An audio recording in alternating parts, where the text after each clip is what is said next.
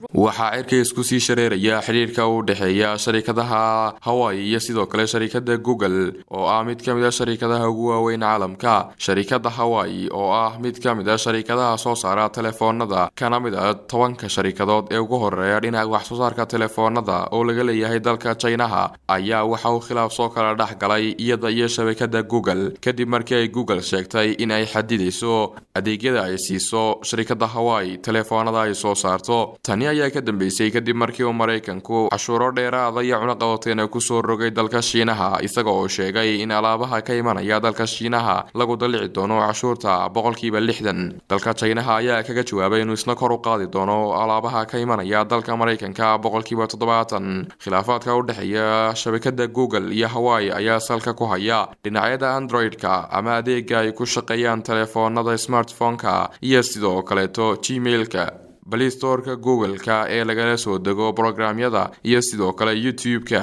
oo ay sheegtay in sharikada Google hoos u dhigi doonto ama ay joojin doonto dhamaadka bishan aynu ku jirno. waxaana sharikada Google ay intaasi ku dartay in ay Huawei kala noqon doonto xiriirka ay wada leeyihiin iyada iyo Huawei isla mar ahaantaasina ay hoos u dhigi doonto dhammaan dhaqdhaqaaqyada dhexmara sharikada Huawei oo ah mid kamid ah 10 sharikadood ee ugu horeeya dhinaca wax soo saarka telefoonada iyo shabakada Google oo bixisa adeegyada ay ka mid yihiin kaydinta software-rada iyo programyada lagu isticmaalo telefoonada kombiyuutarada iyo dhammaan agabka electronics-ka iyo sidoo kale kaydinta xogaha ayaa waxa ay khilaafkooda ku soo beegmaya xilli uu dalka Mareykanku sheegay inuu joojin doono waxyaalo badan oo uga yimaada dalka China oo uu sheegay inaanu daruuri ahayn. maalinimadii Axadii aanu soo dhaafnay ayaa kulan khadka telefoonka ku dhaxmaray Wang Yi oo ah ra'iisul wasaaraha dalka China iyo sidoo kale wasiirka arrimaha dibadda ee dalka Mareykanka Mike Pompeo ayaa ku soo dhamaaday natiijo la'aan. tani ayaa imanaysa xilli uu khilaafka u dhaxeeya dowladaha Mareykanka iyo China uu